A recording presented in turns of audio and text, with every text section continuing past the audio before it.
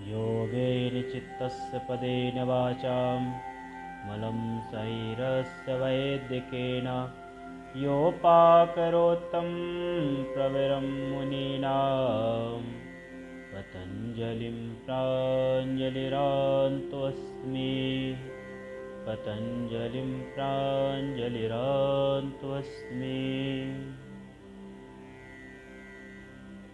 आइए सभी को नमस्कार। यह जो हमारी आध्यात्मिक यात्रा स्वानुभूति के साथ आप सबसे हम बीच बीच में मिल रहे थे, क्योंकि हम बहुत दिनों में आपसे मुलाकात हो रही है। जितने भी हमारे मित्रजन हैं सभी को इस यात्रा में पुनः शामिल होने के लिए मैं आह्वान करता हूँ। जैसे कि कुछ दिनों के अवकाश अंतराल के बाद हम एक नए विषय को लेकर के आ रहे हैं। जैसे कि पिछले दिनों हमारी एक वीडियो अपलोड हुई थी, रात्रि ध्यान और प्रारंभिक रात्रि ध्यान कैसे करें। लेकिन ध्यान की पद्धतियां अनेक हैं, बहुत सारी हैं। उन्हीं पद्धतियों में सबसे पहले जो मेरा विचार, मेरा चिंतन है स्वानुभूति के साथ, कि ध्यान लगे कैसे। ध्यान के विषय में बहुत सारी संस्थाएं भी बात करती हैं और हमारे धर्म शास्त्रों में भी बहुत सारी ऐसी बातें हैं कि वास्तविक ध्यान कैसे लगे। ध्यान को केवल एक जगह बैठना और मन को स्थिर करना ही नहीं, अपितु हम जिस कार्य को भी कर रहे हैं, भोजन करना, रास्ते में चलना, अध्ययन करना, किसी से बात करना, बैठना, सब होशपूर्ण ढंग से हो। लेकिन उसी श्रृंखला में जो मेरा विचार, मेरा चिंतन है, जब तक आपके व्यवहारिक शुद्धि नहीं होगी, जब तक आपके बाह्य वातावरण की शुद्धि नहीं होगी, बाह्य वातावरण व्यवहार, जब तक अंतःकरण की शुद्धि नहीं होगी और अंदर और बाहर जब तक शुद्ध नहीं होगा, पवित्र नहीं होगा, तब तक ध्यान लगना मुश्किल है। इसलिए हमारे ऋषियों ने उस ध्यान तक पहुंचने के लिए, जैसे महर्षि पतंजलि ने, अगर हम देखें उनका जो सिद्धांत है राजयोग का, राजयोग सहज योग, कि सहजता से आप अपने उस समाधि भाव में कैसे पहुंचे, सहज भाव में आप कैसे रहें। यह जो पद्धति है उसको आप और हम राजयोग कहते हैं। महर्षि पतंजलि का जो सिद्धांत है राजयोग का है, जिसको अधिकतर प्रचलित भाषा में हम अष्टांग योग कहते हैं, जिसमें 8 अंग हैं, 8 श्रेणी है। यम, नियम, आसन, प्राणायाम, प्रत्याहार, धारणा, ध्यान, समाधि। ये 7वां जो अंग है ध्यान। लेकिन बहुत से ऐसे विश्लेषक भी हुए हैं, जो उपदेशक हैं, विश्लेषक हैं, तो डायरेक्ट ध्यान के विषय में बताते हैं। लेकिन मैं कहता हूं तत्काल ध्यान आपका लग ही नहीं सकता। जिससे मैं एक हिमालय के एक संत पांडु गुफा, आप लोगों ने नाम सुने होंगे, सीताराम महाराज है। तो उनके पास एक व्यक्ति आए, मैं बैठा था, पिछले वर्ष की बात है, 2019 की। तो एक ने बोला कि महाराज ध्यान कैसे लगे, ध्यान को कैसे लगाएं, ध्यान लगता नहीं। तो उन्होंने एक बहुत अच्छी बात बोली, स्वामी जी महाराज ने, महात्मा जी ने बहुत अच्छी बात बोली कि जब तुम बाहर तुम जी नहीं रहे हो अच्छे से, तो अंदर अंदर की तो ध्यान तो अंदर की बात है, ध्यान लगेगा कैसे? मतलब क्या करते हो? उसने कहा बिजनेस करते हैं। बिजनेस में व्यक्ति झूठ ही बोलता है, पूर्ण ईमानदारी से तो लोग बिजनेस करते नहीं। कोई वस्तु मान के चलो वो लेकर के आया 10 रुपये की, तो 12 रुपये बेचेगा। उसको कोई ये तो नहीं बोलता कि हमको 10 रुपये में ही 10 रुपये में प्राप्त हुई, हम 12 बेचना। वो कहेंगे हम जी इतना हमको पड़ता नहीं है। ऐसे बहुत सारे ऐसे कारण हैं बिजनेस में, व्यवहार में, छोटी छोटी बातों में झूठ बोलता है। कहाँ आया, कहाँ गया, कितनी इनकम, कितनी, सब बहुत सारे व्यवहार में झूठ बोलता है। बहुत सारे व्यवहार में ऐसी गड़बड़ी करता है जो योग के साधन में निषेध है। इसलिए महर्षि पतंजलि ने पहले ध्यान के विषय में कतई पे नहीं कहा। कुछ व्यक्ति ऐसे हमको मिले हैं, बोलते ही ध्यान करोगे जो सारे अपने आप व्यवहार आपका शुद्ध हो जाएगा, लेकिन मैं ऐसा नहीं मानता हूँ, क्योंकि मैं भी कुछ लंबे अंतराल से इस जीवन को जी रहा हूँ। मैं इस बात को कतई पे नहीं मानता कि तुम तत्काल ध्यान लग जाए। बाहर व्यक्ति अहंकार में जीता है, बाहर व्यक्ति दिखावे में जीता है, तो ध्यान तो अंदर की बात है। वो स्वयं का बाहर का ध्यान नहीं रख पाता है कि मैं आचरण कैसे कर रहा हूं, तो ध्यान कैसे लगेगा, मन कैसे स्थिर होगा?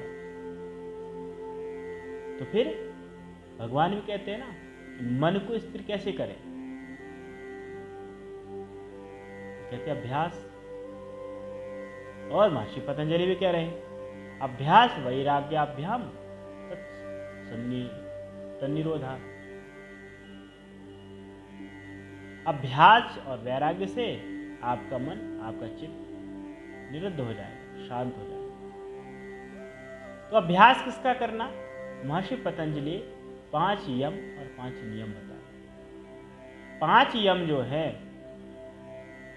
जिसको हम कहते हैं कि अहिंसा, सत्य, अस्तेय, ब्रह्मचर्य, आपरिग्रह, शौच, संतोष, तपस्वाध्याय, ईश्वर प्रणिधान। अहिंसा, सत्य, अस्तेय, ब्रह्मचर्य, आपरिग्रह। बाहर तो छोटी छोटी बातों में बहुत हिंसा करते हैं, तो अंदर कैसे प्रवेश करें? बहुत से लोग ऐसे, अधिकतर लोग बोलते, बहुत से लोग हैं जी हम ध्यान के लिए बैठते हैं लेकिन मन लगता नहीं है। तो मन कहाँ लगता है? ऐसे बच्चे हमको मिलते हैं, बोलते जी हमारा पढ़ाई में मन लगता नहीं है। तो मैं उनसे बोलता हूँ तो मन कहाँ लगता है? भाई एक जगह मन नहीं लग रहा तो कहीं और लग रहा है। तो आपको यह समझने का विषय है कि आपका मन जब जिस स्थान में हम लगाना चाह रहे हैं उस स्थान में अगर मन नहीं लग रहा है तो कहाँ पर लग रहा है? अगर इस बात को आप जान गए तो स्वतः सहजता से आप अपने मन को अपने यथोचित स्थान पर लाने में समर्थ होंगे।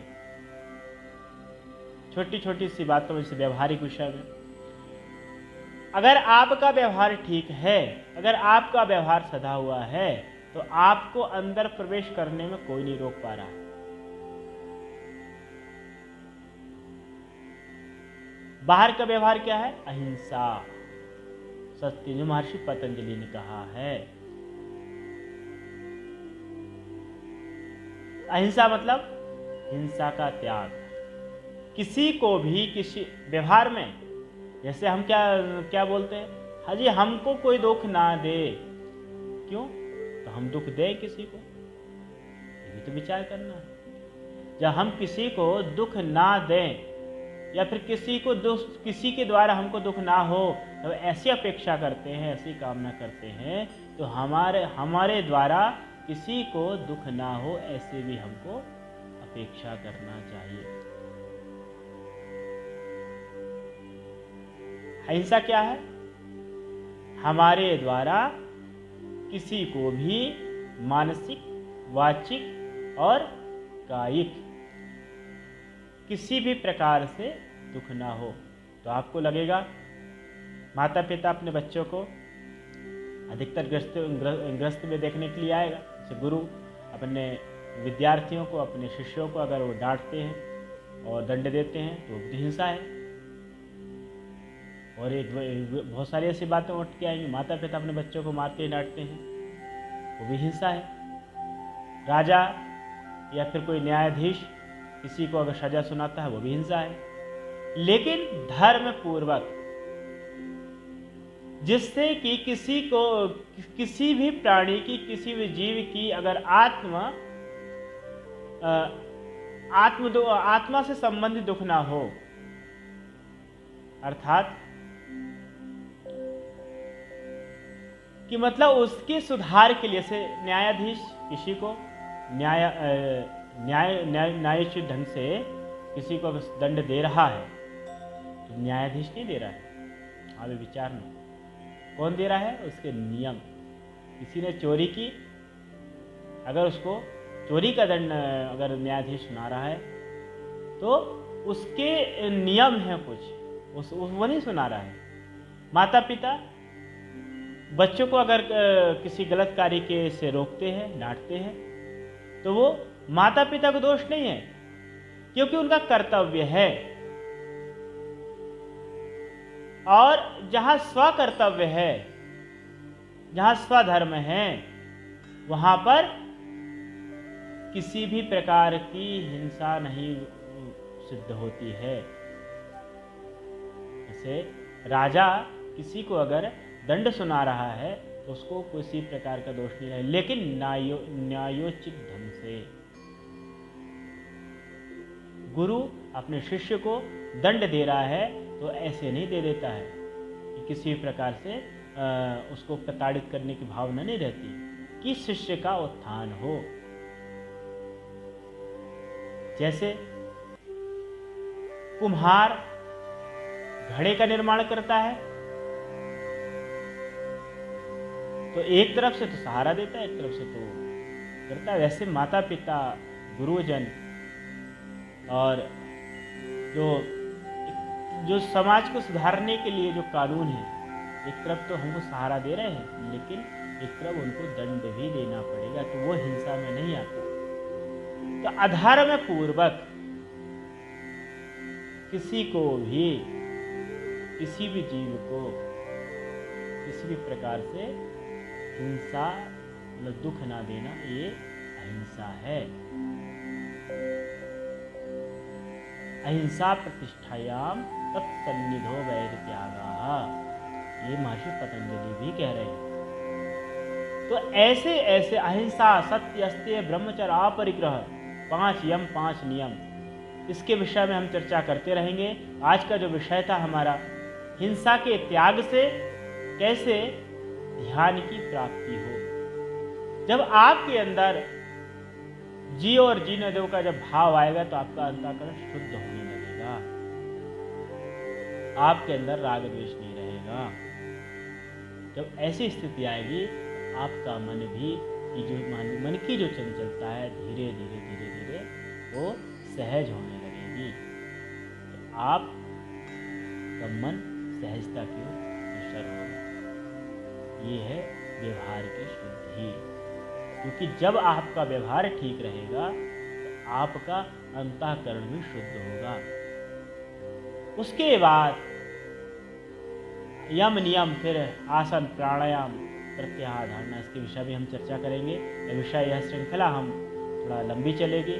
और आज का जो विषय हिंसा, किसी को भी किसी प्रकार का दुख ना देना, यही बाह्य शुद्धि के लिए अर्थात व्यवहार की शुद्धि के लिए यह बहुत बड़ा प्रारंभिक साधना है।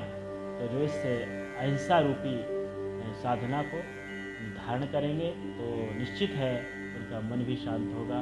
और आगे हम इसके विषय में चर्चा करते रहेंगे। कल फिर मिलेंगे। हरि ओम।